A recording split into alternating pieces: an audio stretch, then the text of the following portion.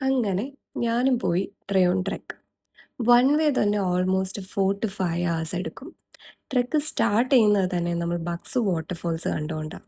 It was so beautiful.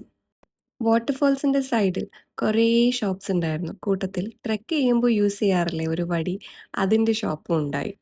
നമുക്കാണെ confidence കൂടുതലാണല്ലോ. വടി വേണ്ടാന്ന് വെച്ച് നടക്കാൻ തുടങ്ങി. പേയ്മെൻ്റ് ഒക്കെ ഇട്ടിട്ടുണ്ട്.